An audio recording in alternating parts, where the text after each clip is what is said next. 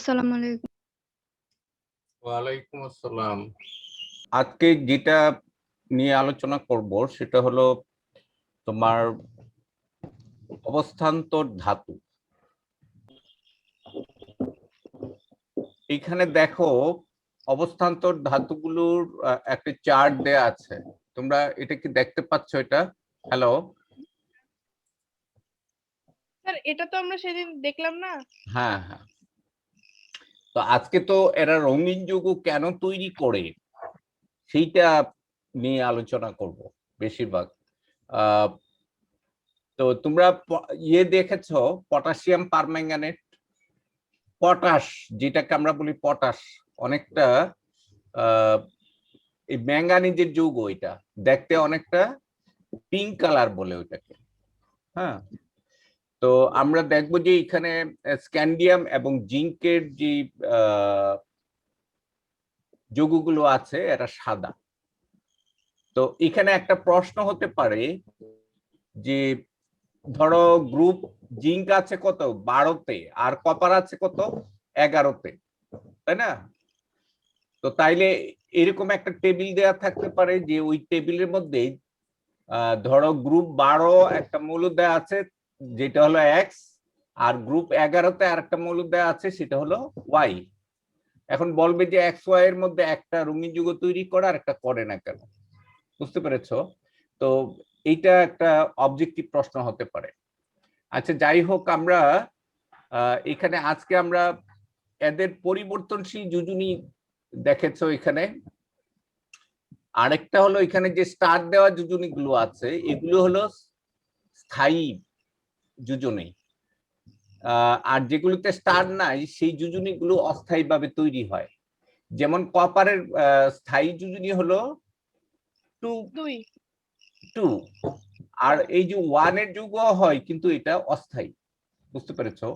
আবার আয়রনের 2 এবং 3 এই দুই যোজনীরই যৌগগুলো স্থায়ী।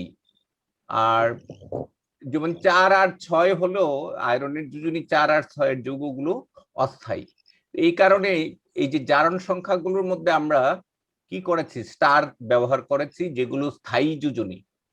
অর্থাৎ আচ্ছা, এখানে তাইলে এটা ফেরাস আয়ন হতে পারে, ফেরিক আয়ন হতে পারে, এটা কপার 2+ আয়ন হতে পারে বা কিউপ্রিক আয়ন হতে পারে, এটা কিউপ্রাস আয়ন হতে পারে, এটা হলো জিঙ্ক 2+ আয়ন হতে পারে, স্ক্যান্ডিয়াম 3+ আয়ন হতে পারে, তাই না? এখন এই আয়নগুলোর মধ্যে আমরা দেখবো স্ক্যান্ডিয়াম এবং জিঙ্কের যোজনী এবং জারণ সংখ্যা হলো স্থির। কেন? কারণ হলো এদের ডি অরবিটালটা এখান থেকে দুটো ইলেকট্রন, 3টা ইলেকট্রন যদি চলে যায় এখান থেকে কয়টা ইলেকট্রন দেখো, এখান থেকে যদি 3টা ইলেকট্রন থেকে দিতে যায়, হ্যাঁ, এখান থেকে যদি 3টা ইলেকট্রন চলে যায় তাইলে এটা যোজনী হয় +3 বা জারণ সংখ্যা হয় +3। কিন্তু তখন ডি এর মধ্যে কয়টা ইলেকট্রন থাকবে? এটা যদি স্ক্যান্ডিয়াম 3+ হয় তাহলে এখানে ডি এর মধ্যে কয়টা ইলেকট্রন থাকবে? ডি এর মধ্যে থাকবে 0। না না, ডি অরবিটাল ফাঁকা হয়ে যাবে, ডি হয়ে যাবে 0। আচ্ছা, আবার জিঙ্কের বেলায় আমরা যদি দেখি জিঙ্কের এই 4s থেকে দুটো ইলেকট্রন চলে যায় তাহলে এটা কি হবে, Zn2+, তাই না? তাহলে Zn2+ এর মধ্যে ডি অরবিটালটা কি D10 অবস্থায় আছে না? ডি কি অবস্থায় আছে? পূর্ণ অবস্থায় আছে। এই কারণে এদের আর যোজনী হতে পারে না, ইলেকট্রন দেয়ও না নেয়ও না এর পরে। তো এই কারণে এদের যোজনী এবং জারণ অবস্থা স্থির এবং এদের যৌগ সাদা। আচ্ছা, একটা যৌগ সাদা এবং বর্ণযুক্ত হওয়ার কারণটা কি? কারণটা হলো যে এই যে আলোর যে 7টা রং আছে এই 7 রঙের কিছু কিছু রং যদি এরা শোষণ করে আর বাকিগুলো কি করে, প্রতিফলিত করে।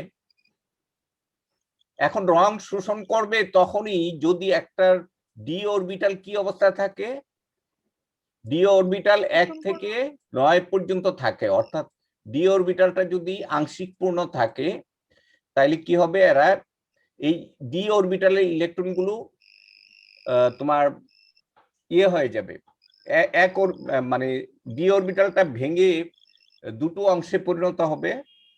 তো তোমার ইলেকট্রনগুলো কি করবে, জাম্প করে শক্তি শোষণ করে নিচের লেভেল থেকে উপরের লেভেলে উঠবে।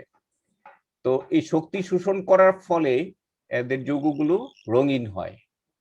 আর এইখানে তো আমরা দেখলাম যে জিঙ্কের বেলায় হলো D10, আর স্ক্যান্ডিয়ামের বেলায় D0।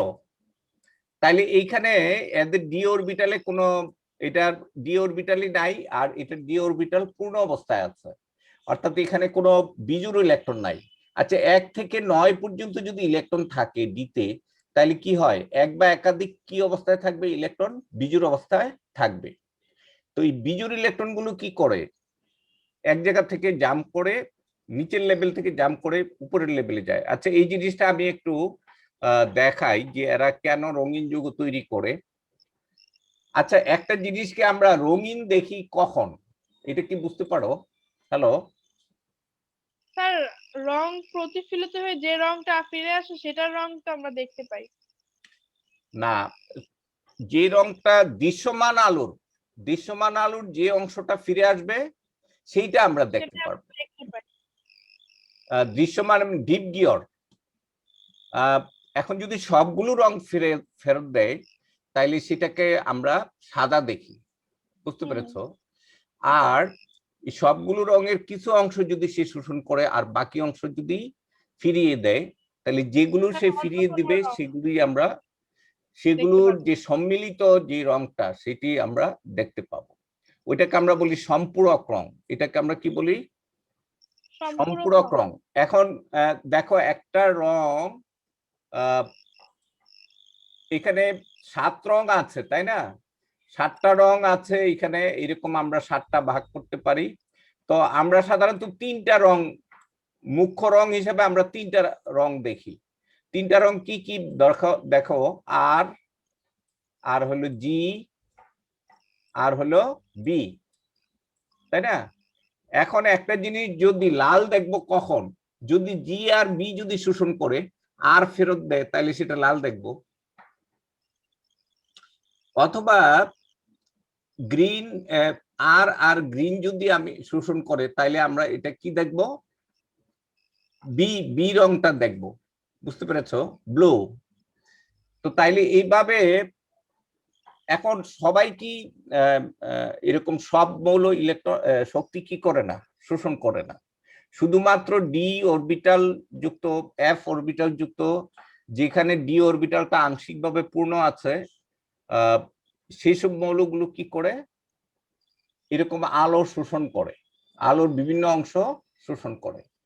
এখন আমরা দেখব যে এই অবস্থান্তর ধাতুগুলো কেন রঙিন যৌগ তৈরি করে, এই জিনিসটা আমরা একটু দেখব।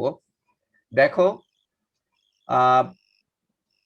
এইখান থেকে একটু একটু পরে শোনাও তো আমাকে এই জায়গাটা। হ্যালো, এই জায়গাটা একটু পরে শোনাও। সুস্থিত আয়ন বলতে আমরা কি বুঝি, যেমন দেখো এখানে ফেরাস আয়নটা, হ্যালো স্যার, আমরা আছি। হ্যাঁ, শুনতে পাচ্ছ তোমরা? জি স্যার। সুস্থিত আয়নটা কি, যেমন Fe2+, এটা একটা সুস্থিত আয়ন, Fe2+, এটার বর্ণ কি হবে, এই যৌগটার বর্ণ কি হবে? Fe2+ যদি হয়, এর সাথে ক্লোরিন থাকতে পারে, অন্য মৌল থাকতে পারে, এইটার বর্ণ হয় হালকা সবুজ। আবার যদি Fe3+, এটাও একটা স্থায়ী যৌগ, Fe3+, যেমন ফেরিক ক্লোরাইড হতে পারে, ফেরিক সালফেট হতে পারে, ফেরিক টাইট্রেট হতে পারে, এইটার রং হলো বাদামি, এটার রং বাদামি। তাহলে এটা হালকা সবুজ, এটা বাদামি।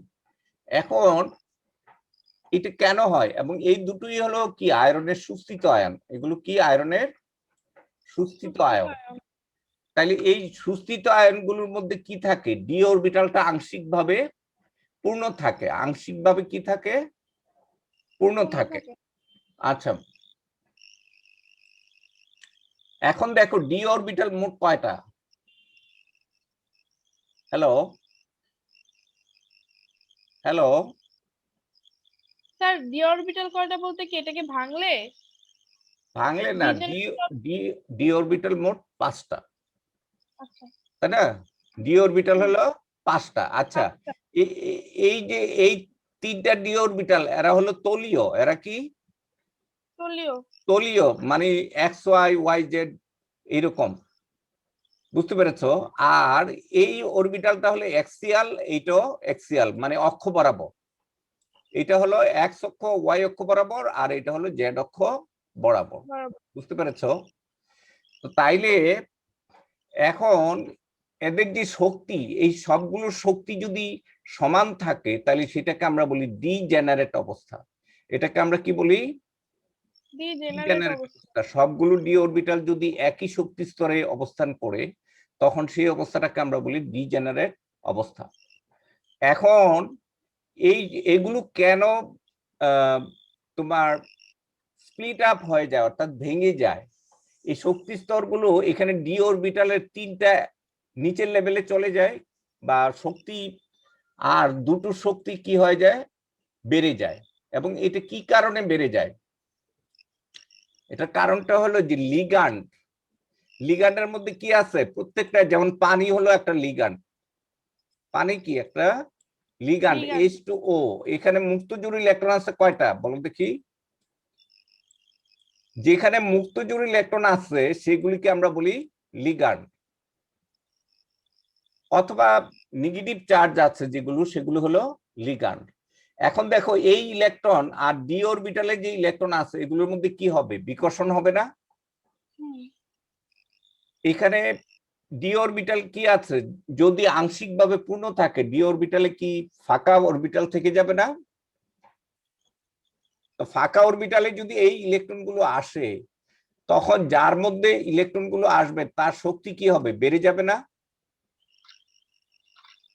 আচ্ছা, আমি আরেকটু, এখানে আরেকটা ছবি আছে কিনা,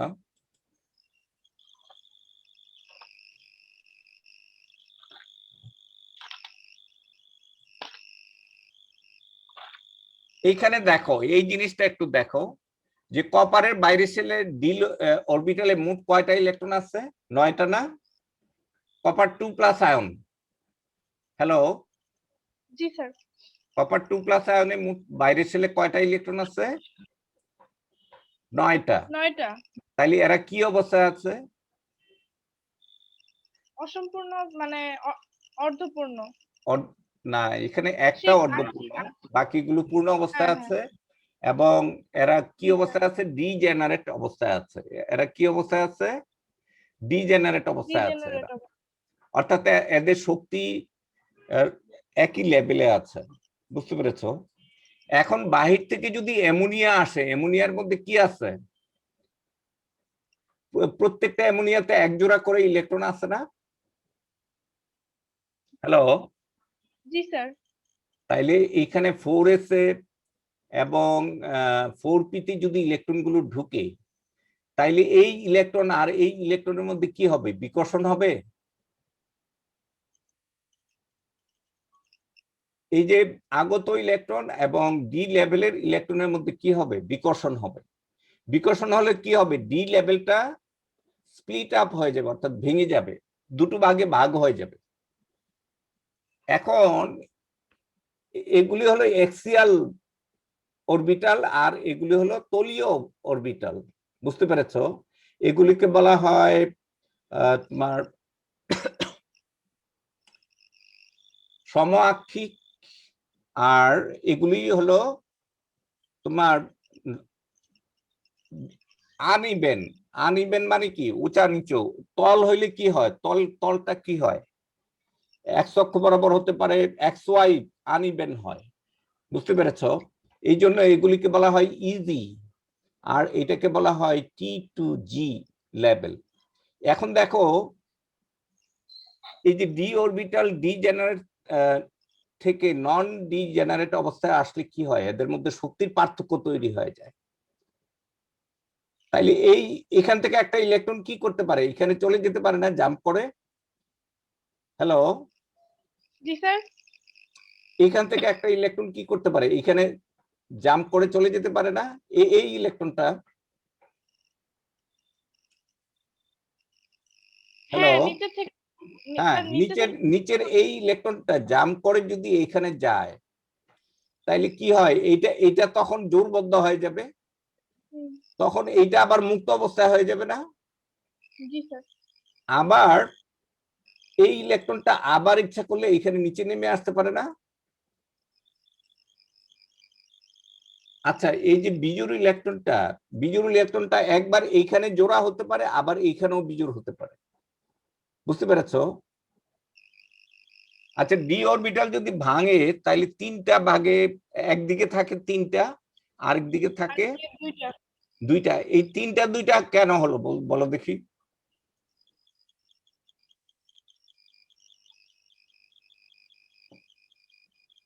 দুইটা হলো, এখানে X Y, Y Z, Z X, আর এক্স স্কোয়ার ওয়াই স্কোয়ার, এখানে স্কোয়ার হবে।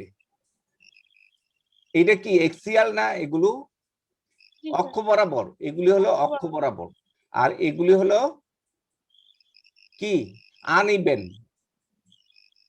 এই জন্য এগুলিকে বলা হয় ট্রিপলি ডিজেনারেটেড, ট্রিপলি ডিজেনারেটেড, টি টু জি, টি টু জি, টি দিয়ে বোঝায় ট্রিপলি, আর এগুলিকে বলা হয় ইজি, ই দিয়ে বোঝায় ইভেন। ইভেন মানে কি একই তলে বা সমতলে, ইজি।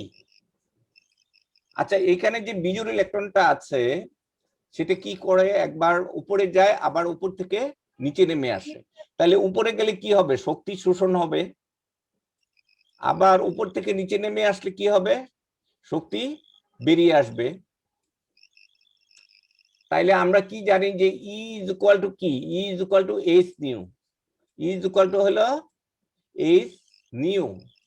এখন এই নিউটা হলো কম্পাঙ্ক, এই নিউ এর মান কত হতে পারে, নিউ এর মান 380 থেকে, না তরঙ্গ দৈর্ঘ্যটা, সরি, এখানে যে ল্যামডাটা হবে, এই ল্যামডার যে তরঙ্গ দৈর্ঘ্যটা সেটা যদি 380 থেকে 720 হয় তখনই আমরা দেখি। বুঝতে পেরেছো? আর যদি এর মধ্যে কিছু অংশ শোষিত হয় আর কিছু অংশ বিকিরিত হয়, সেই যে অংশটা বিকিরিত হয় সেটাই আমরা দেখতে পাই। আচ্ছা, তুমি আবার একটু ভালো করে এই জিনিসটা একটু দেখো তো, এটা এটা কি বুঝতে পেরেছো? কপার কিউপ্রিক নাইট্রেট, এটার বর্ণ কি বলো দেখি? এটা এটা কি বর্ণ? এই আয়নটা নীল, এটা হলো নীল। নীল। এবং এটাকে নীল দেখায় কেন, নীল দেখায় কেন বলো দেখি? এটা তার কারণ হলো যে এইখানে এই যে বিজোড় ইলেকট্রনটা আছে এবং এখানে যে 4s এবং 4p তে মোট 4টা অরবিটাল ফাঁকা আছে, এই 4টা অরবিটালে কি করে, লিগ্যান্ডের ইলেকট্রন গুলো আসে, তখন এই ইলেকট্রন আর এই ইলেকট্রনের মধ্যে কি হয়, বিকর্ষণ হয়। বুঝতে পেরেছো? বিকর্ষণ হেতু কি হয়, এই ডি অরবিটাল গুলো কি হয়ে যায়, ভেঙে দুটো স্তরে বিভক্ত হয়ে যায়। বুঝতে পেরেছো? একটা শক্তি উপরে বেশি হয় আর একটা শক্তি কমে যায়। আপনি যে এর আগে যে ছবিটা দেখেছিলেন ওটার মধ্যে যে রং ছিল, হুম যৌগ গঠন করলে যে রং হয়, স্যার হুম ওগুলা কি আমরা মানে মুখস্থ রাখবো যে কোনটা কালার কি হয়? যেমন কিউপ্রিকের নীল নীল, হ্যাঁ, তারপরে আবার হ্যাঁ, রাইট আয়রনের রাইট, ওগুলো মনে রাখতে হবে যে লোহার যৌগগুলো সাধারণত বাদামি অথবা হালকা সবুজ হয়, কপারের যৌগগুলো হালকা নীল অথবা গাঢ় নীল হয়, তারপরে এরকম ম্যাঙ্গানিজের যৌগ হলো গোলাপি হয়, এরকম এই রংগুলো মনে রাখতে হবে। বুঝতে পেরেছো? আচ্ছা, এইখানে এইটার কেন নীল দেখায় এই জিনিসটা একটু ব্যাখ্যাটা দেখো তো। এখানে কেন এই যে ডি অরবিটালটা ভাগ হয়ে যায় কিভাবে, আর দুইটা কেন ভাগ হয়, তিনটা এবং দুইটার প্রকৃতি ভিন্ন না? এখানে এই ডি লেভেল গুলো হলো অক্ষ বরাবর, এগুলো কি অক্ষ বরাবর। অক্ষ বরাবর না, হয় এক্স অক্ষ বরাবর নাইলে জেড অক্ষ বরাবর, আর এগুলি কি তল, এগুলি হলো তল। তল। তাহলে এই কারণে তিনটা একই তলে থাকে আর দুইটা একই তলে থাকে। স্যার নিচের যেটা তল বললেন সেটা কি তাহলে ওই যে চতুর্ভাগ বুঝাইতেছে না? না, তল তল বলতে বোঝায় এটা এক্স ওয়াই তল। যেমন একটা রুমের মধ্যে আমরা যদি একটা চৌকোনাকার রুমের মধ্যে আছি, তাইলে এখানে মোট 6টা তল আছে না? জি স্যার। তাইলে একটা এক্স ওয়াই হলে আরেকটা ওয়াই জেড আরেকটা জেড এক্স, এরকম তল হবে না? হ্যাঁ।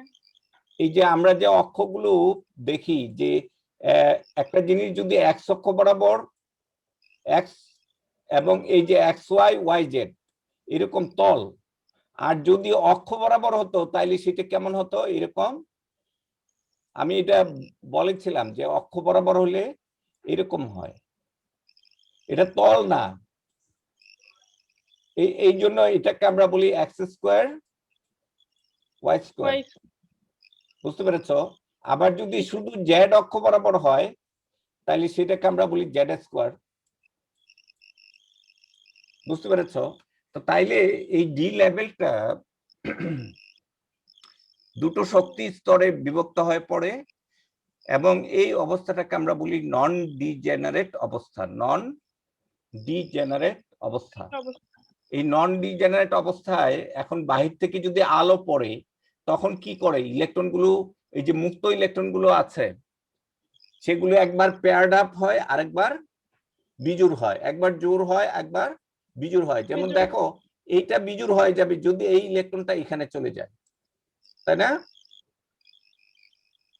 আবার ওখানে এখানে যদি জোড় হয় তাহলে এই জোড়টা ভেঙে আবার কি হবে? নিচে নেমে আসবে না? তো তাইলে এখানে কি হবে? একবার শক্তি শোষিত হবে আবার শক্তি বিকিরিত হবে। শক্তি কি হবে? শোষিত হবে আবার বিকিরিত হবে। তাইলে এই যে ভিপ গিয়র আছে, ভিপ গিয়রের যে অংশটা V I B G Y O R, এখন দেখো এই ভিপ গিয়রের যে মনে করো অতটুকু অংশ যদি সে শোষণ করে তাহলে বাকিটুকু আমরা দেখতে পারবো। বাকিটুকু কি করবে? প্রতিফলন করবে, মানে মিশ্রণে যে রং তৈরি হবে সেটা দেখতে পারবো। কি বুঝতে পেরেছো এটা? জি স্যার। আচ্ছা এবার একটু আমাকে একটু পরে লেখাটা পরে বুঝতে পারো কিনা এটা একটু দেখো। এখানে দেখো মুখ্য রং হলো 8 জিবি, এখানে দেখাইছি আমি। তো 8 জিবি এটা হলো সাদা, এটা কি? এই তিনটা রং মিলে কি সাদা? সাদা। এই কিন্তু সাদা রংটা যদি এই দ্রবণের ভিতর দিয়ে ঢুকে তাইলে শুধুমাত্র ব্লুটা বেরিয়ে আসে। শুধু কোনটা বেরিয়ে আসে? ব্লু। ব্লুটা। আর বাকি দ্রবণের ক্ষেত্রে। বুঝতে পেরেছো এটা? জি স্যার। আচ্ছা শোনো, এইগুলো কোনো বইয়ে এগুলো এই পড়াগুলো সম্পর্কে খুব ভালো কোনো ইয়ে নাই, ব্যাখ্যা নাই। বুঝতে পেরেছো? এটা কেন এটা স্প্লিট আপ হয়, কেন ডি অরবিটালটা দুটো স্তরে বিভক্ত হয়, এটা কি বুঝতে পেরেছো? এটা কেন হয়? কিসের উপস্থিতিতে হয় বলো দেখি? লিগ্যান্ডের উপস্থিতিতে। আসে। এখন লিগ্যান্ডের মধ্যেও তো ইলেকট্রন আছে, তো লিগ্যান্ড যদি ডি অরবিটাল দখল করতে আসে তাহলে ভিতরের ইলেকট্রনগুলোর মধ্যে কি হবে? বিকর্ষণ হবে না? হবে। এখন ওই লিগ্যান্ডের ইলেকট্রনগুলোকে জায়গা করে দিতে হলে সে কি করে? ভেঙে দূরে দূরে চলে যায়। বুঝতে পেরেছো? এই যে লিগ্যান্ডের যে ইলেকট্রনগুলো আছে তার প্রভাবে কি হয়? ডি অরবিটালটা স্প্লিট আপ হয়ে যায়। স্প্লিট আপ মানে ভেঙে যায়। তো একটু দেখো, আমরা আগের স্লাইডটায় যাই। এখানে একটু এই পয়েন্টস গুলো একটু পরে শোনাতো আমাকে একটু। আর এই জিনিসটাকে বুঝতে পেরেছো? এটাকে আমরা বলি ডিজেনারেট অবস্থা আর এটাকে আমরা বলি নন ডিজেনারেট অবস্থা। ডিজেনারেট মানে একই লেভেলে থাকা, আর নন ডিজেনারেট মানে একটা জিনিস বিভিন্ন স্তরে থাকা, এটাকে আমরা বলি নন ডিজেনারেট অবস্থা। একটু পরে শোনাতো আমাকে এখান থেকে। মাহবুবার কোনো শব্দ পাচ্ছি না। হ্যালো মাহবুবা। হ্যাঁ, তুমি কি শুনতে পাচ্ছো? এগুলি বুঝতে পারছো? হ্যাঁ স্যার, লিগ্যান্ড। হ্যাঁ স্যার, শুনছি। না না, তুমি রেসপন্স করছো না। এখানে একটু এই পয়েন্টস থেকে একটু পরে শোনাতো আমাকে। অবস্থান্তর ধাতু কারণটা কি? একটু অবস্থান্তর ধাতুর যৌগ রঙিন হওয়ার কারণটা কি? অবস্থান্তর ধাতুর যৌগ রঙিন হওয়ার কারণ হলো এদের সুস্থিত আয়নে ইলেকট্রন দ্বারা আংশিকভাবে পূর্ণ ডি উপস্তর এবং ইলেকট্রনের স্থানান্তরযোগ্য শক্তির পার্থক্য বিশিষ্ট ডি অরবিটাল বিদ্যমান থাকে। অবস্থান্তর ধাতুর পরমাণু বা আয়নে ইলেকট্রন দ্বারা আংশিকভাবে পূর্ণ ডি অরবিটাল সমূহ সমশক্তি স্তরে থাকা অবস্থাকে ডিজেনারেট অবস্থা বলে।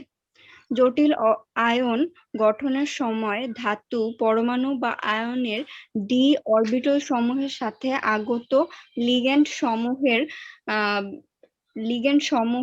সমূহের অরবিটালের অধিক্রমণের সময় বিকর্ষণ হেতু ডিজেনারেটর অবস্থায় বিরাজমান ডি অরবিটাল সমূহ সংশ্লিষ্ট হয়ে কাছাকাছি দুটি বিশ্লিষ্ট মানে ভাগ হয়ে, হ্যাঁ বলো।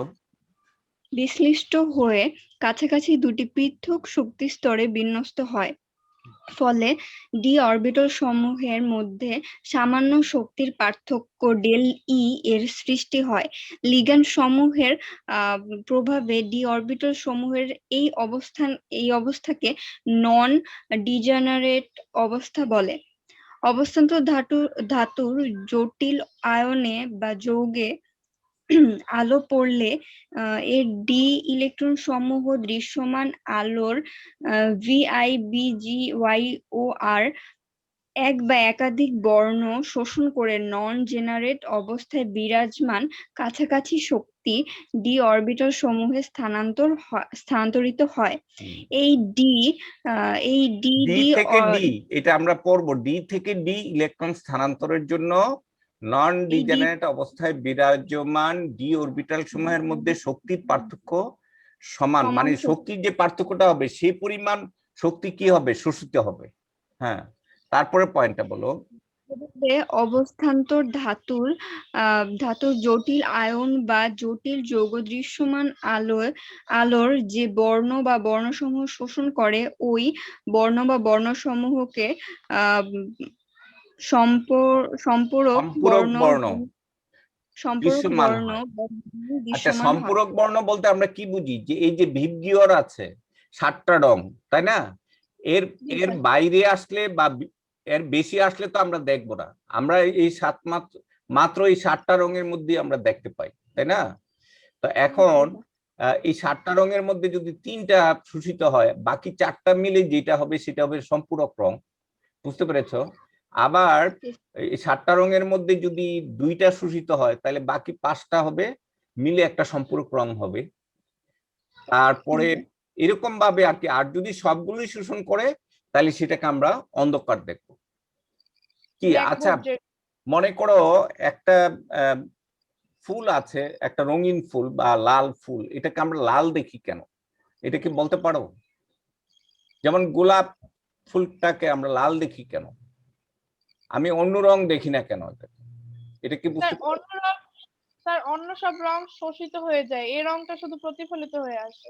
শোনো, এই গোলাপ ফুলে এক ধরনের পিগমেন্ট আছে, অর্থাৎ প্লাস্টিড আছে, ক্রোমোপ্লাস্টিড। বুঝতে পেরেছ? ক্রোমোপ্লাস্ট আছে। এখন এই ক্রোমোপ্লাস্টের মধ্যে কি থাকে? এইরকম ডি ব্লক মৌলের যৌগ থাকে। বুঝতে পেরেছ? এখন বাহির থেকে যদি আলো আসে, ওই ডি ব্লক মৌল কি করে? আলোর সাথে ইন্টারঅ্যাক্ট করে এবং আলোর কিছু অংশ সে শোষণ করে। তাহলে লাল দেখি কেন? লাল ছাড়া বাকি রংগুলো সে শোষণ করে ফেলে।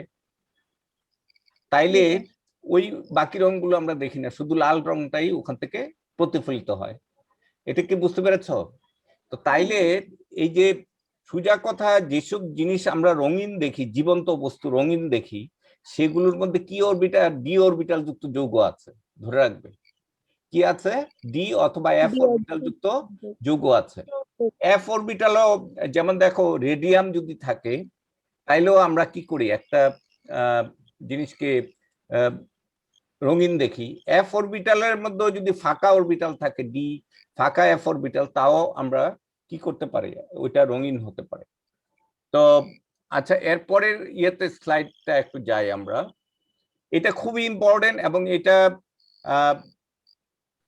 ওই যে আমি বললাম একটা চার্ট দেয়া থাকবে, চার্টে গ্রুপের মৌল দেওয়া থাকবে, ধরো গ্রুপ 11, গ্রুপ 12 অথবা গ্রুপ 6 দেওয়া থাকবে, এই দুটো মৌলের মধ্যে কোনটার যৌগ রঙিন হবে, কোনটার রঙিন হবে না, কেন ব্যাখ্যা করো, এরকম হতে পারে।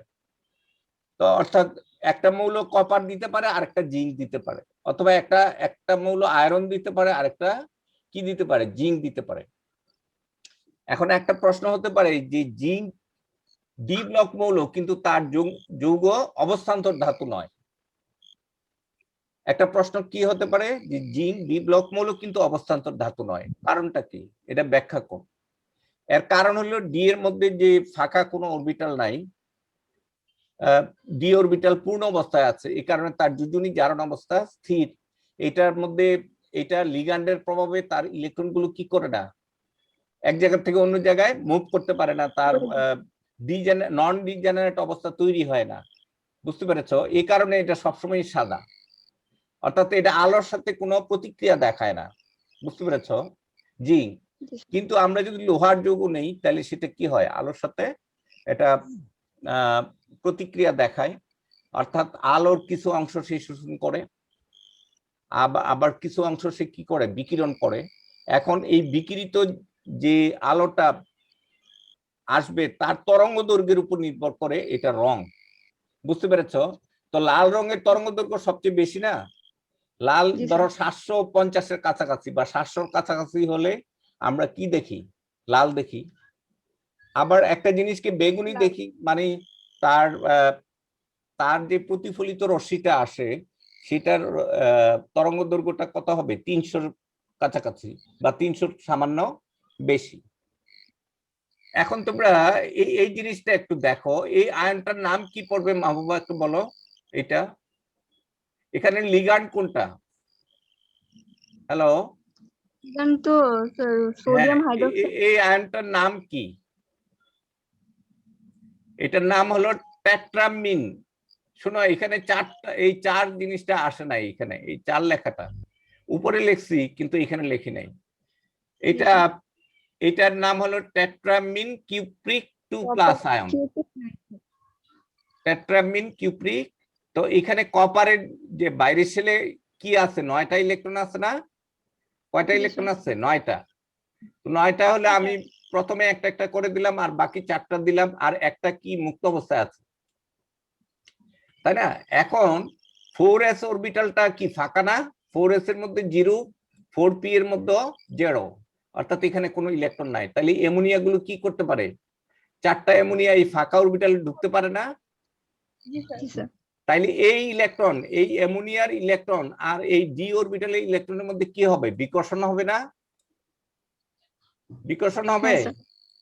বিকর্ষণ হলে কি হবে, এই ডি অরবিটালটা 2টা ভাগে ভাগ হয়ে যাবে, একদিকে 3টা আরেকদিকে 2টো।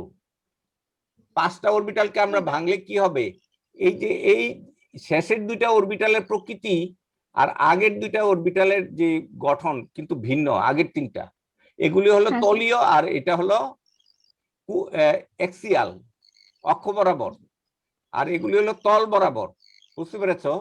তাইলে এক একটার তল এক এক রকম না, এইটার তল এটার তল এটার তল এক এক রকম, এগুলো হলো আন ইভেন, এগুলিকে আমরা বলি আন ইভেন।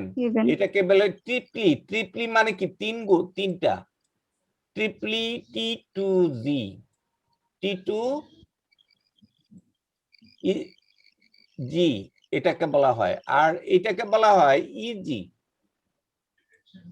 এটা হলো ক্রিস্টাল ফিল্ড থিওরি বলে একটা জিনিস আছে, ওখানে এই জিনিসগুলো দিয়েছেন যে একটা ক্রিস্টালের ক্যালাসাকার পদার্থের মধ্যে কিভাবে তোমার এই ডি লেভেলটা ভাগ হয়, এটাকে ক্রিস্টাল ফিল্ড থিওরি আছে, ওখানে ওটা ব্যাখ্যা করা হয়েছে, ওখানে ইজি এবং T2G দেখানো হয়েছে। আচ্ছা, এখন দেখো, হ্যাঁ বলো। উপরের যৌগটা তো স্যার অ্যামোনিয়াম, তো স্যার লিগ্যান্ড। হ্যাঁ, অ্যামোনিয়ামকে লিগ্যান্ড হিসেবে যদি পড়ি তাহলে এটার নাম হবে কি, অ্যামিন। অ্যামিন, জি sir. Tetrammine cupric ion, tetrammine cupric ion, বুঝতে পেরেছো? এটার রং হলো নীল, এই যে এখানে ছবি এঁকে দেখিয়েছি, এটা হলো নীল। নীল। তো এটা কেন নীল হয়, এটাই হলো ব্যাখ্যা, যে এই লিগ্যান্ডের উপস্থিতিতে এটা ডিজেনারেট হয়ে যায়, নন ডিজেনারেট হয়ে যায়, অর্থাৎ এটা দুইটা স্প্লিট আপ হয়ে যায়। তখন ওই যে ইলেকট্রনটা যেটা ফ্রি আছে সেটা কি করে, আলোর সাথে ইন্টারেক্ট করে, তাই না? তো এখানে ফাঁকা জায়গা থাকলে নিচ থেকে একটা ইলেকট্রন উপরে উঠতে পারবে না। জি স্যার। উপরে ওঠার সময় কি হবে, শক্তি শোষিত হবে না? হ্যাঁ স্যার। আবার উপর থেকে যদি আবার নিচে আগের কপারের অবস্থায় সাথে আসে। হ্যাঁ বলো। স্যার কপারের সাথে ভিন্ন ভিন্ন লিগ্যান্ড যদি যুক্ত হয় তাহলে কি রঙও ভিন্ন হবে না, নাকি নীলই থাকবে? কি এই 2+ যতক্ষণ থাকবে ততক্ষণ নীল। আবার আচ্ছা, যদি 2+ এটা 2+ না হয় 1 হয়, কপার 1 হয়, তখন সেটা সাদা, Cu আচ্ছা আচ্ছা। প্লাস আয়ন, এটা হলো সাদা। যেমন দেখো আমি বলছিলাম একটু আগে, আমি কি বলছিলাম, যে ফেরাস আয়ন যদি হয়, এটা যদি 2+ হয় তাহলে এক রং হবে, আর যদি Fe3+ হয় তাহলে কি হবে, এটার আরেক রং হবে। বলো দেখি দুইটার রং কি, কে বলতে পারবে? একটা সবুজ আর একটা বাদামি না? একটা হলো হালকা সবুজ আর একটা হলো বাদামি বা হলুদ। জি স্যার। বুঝতে পেরেছো? এই আয়নের এখন এটা যদি ফেরাস ক্লোরাইডও হয়, ফেরাস সালফেটও হয়, রং একই থাকবে। বুঝতে পেরেছো? আচ্ছা, লিগ্যান্ড হিসাবে যদি কোনো যৌগে পানি ঢুকে ওইটাকে আমরা বলি অ্যাকুয়া। এটাকে আমরা কি বলি? অ্যাকোয়া। অ্যাকুয়া। বুঝতে পেরেছো? এই পানির আরেকটা নাম হলো অ্যাকুয়া। পানির আরেকটা নাম হলো অ্যাকুয়া। মনে থাকবে?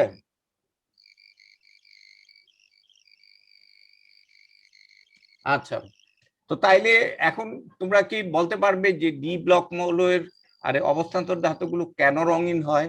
আর এখানে কপার আয়রন হলে কি হতো, এখানে আয়রন হলে, এখানে যদি ফেরাস আয়ন হতো Fe, তাহলে এই ইলেকট্রন বিন্যাসটা কেমন হতো? Fe2+।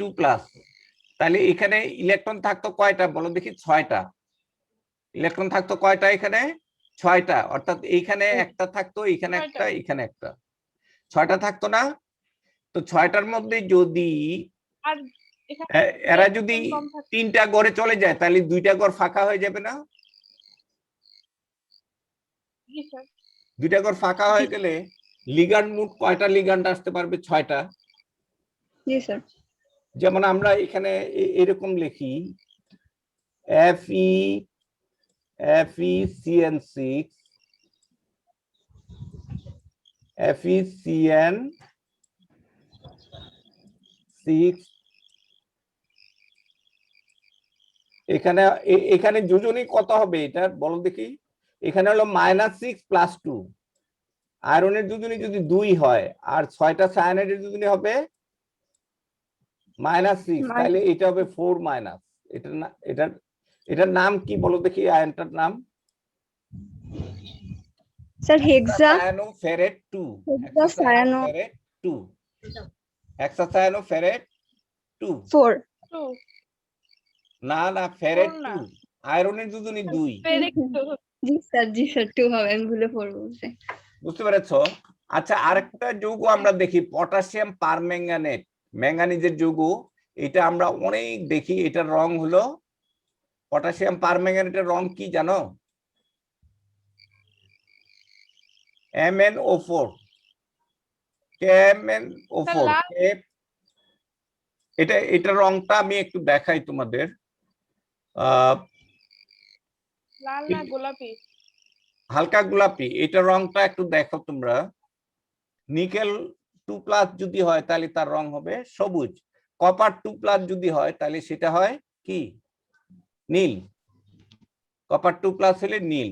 এখানে এই ছবিটা দিয়ে বিভিন্ন রংগুলো দেখানো হয়েছে। কি বুঝতে পেরেছো? এখানে কি আছে? Titanium, vanadium, chromium, manganese, iron, তারপর কোবাল্ট, নিকেল এবং কপার। আচ্ছা, আরেকটা জিনিস দেখো এখানে, এইখানে দেখো, এই ছবিটা কি দেখতে পাচ্ছ? হ্যালো? জি স্যার। এটা এখানে কি আছে? এটা পটাশিয়াম ডাইক্রোমেট। এটা ক্রোমিয়ামের একটা অরেঞ্জ কালার, এটা কি colour? Orange Orange. Colour, cobalt. তারপরে এটা হলো পটাশিয়াম ক্রোমেট, এটা হলো হলুদ কালার। এখানে কিন্তু যোজনীর পার্থক্য আছে।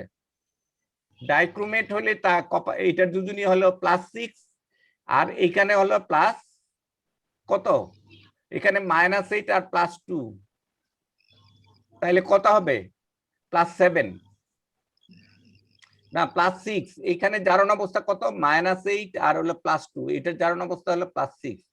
আর এইখানে জারণ অবস্থা কত? এখানে হলো +3, -14 +2 তাহলে 12, এখানেও প্লাস। এইটার বর্ণ হলো অরেঞ্জ কালার, এইটার হলো হলুদ। আচ্ছা নিকেলের দেখো, নিকেলের যৌগের কালার দেখো, এটা হলো গ্রিন। কপারের এই যে কপার, আর এইটা হলো তোমার দেখাতে বলছিলাম পটাশিয়াম পারম্যাঙ্গানেট, এটা পার্পল।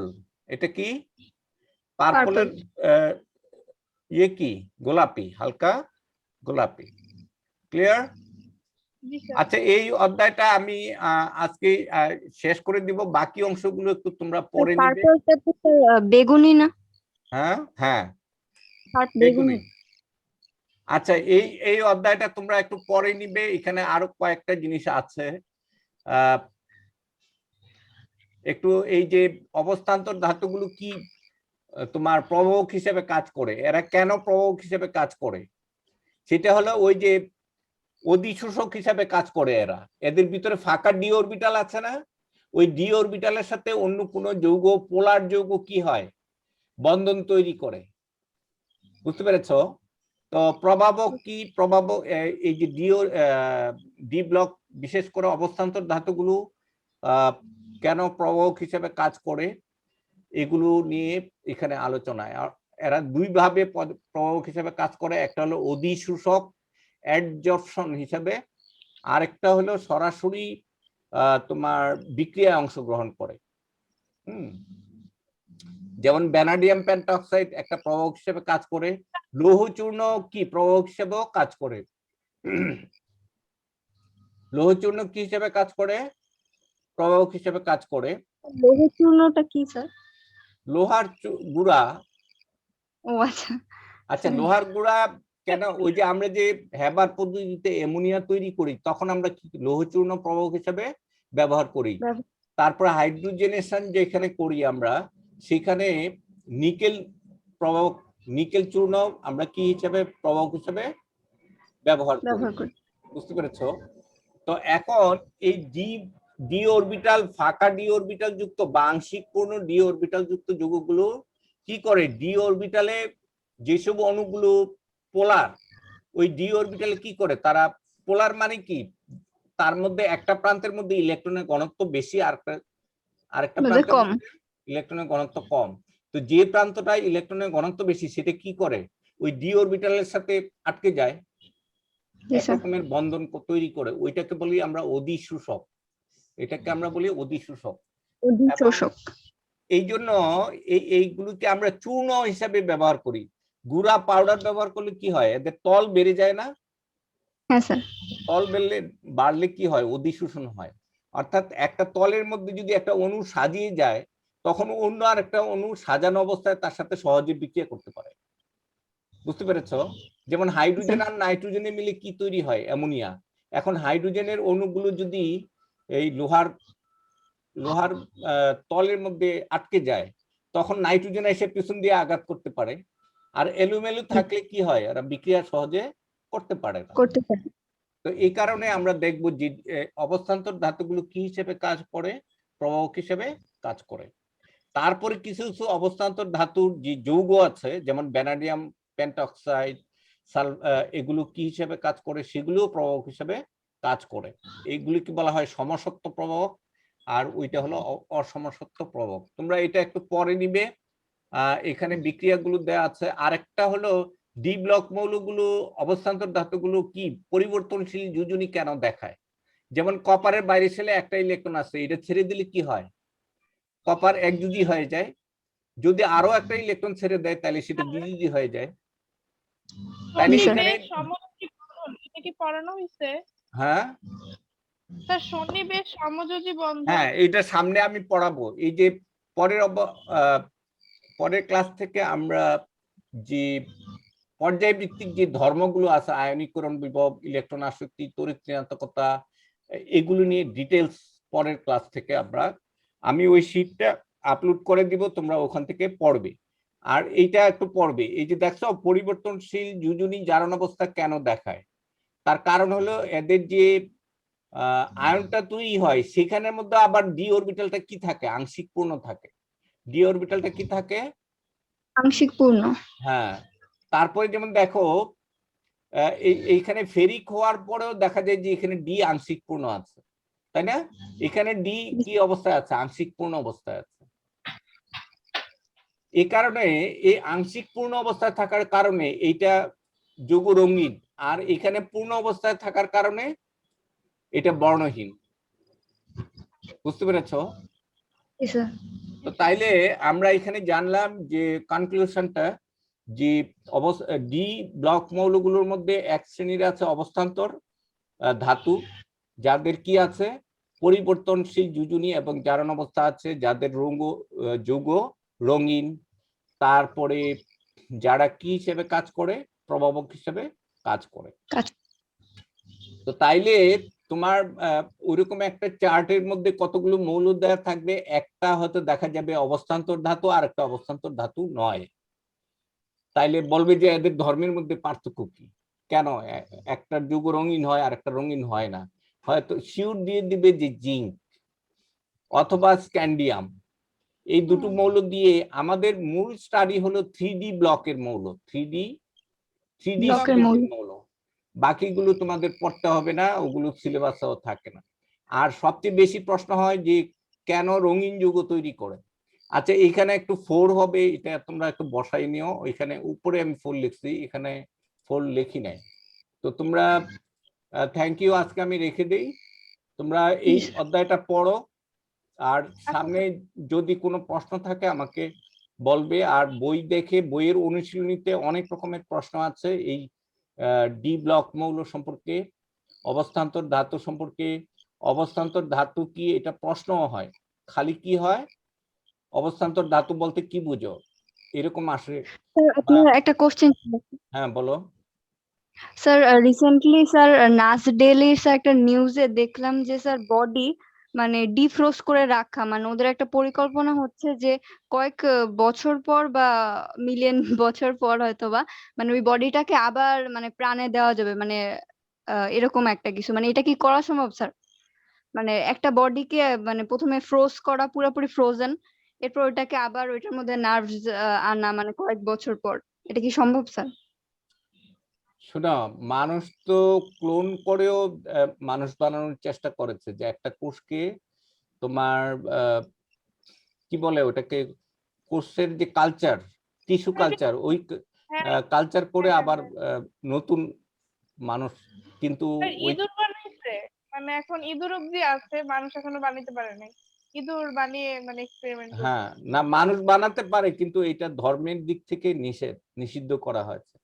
এতে করে মানুষের সমাজে অনেক জটিলতা তৈরি হবে।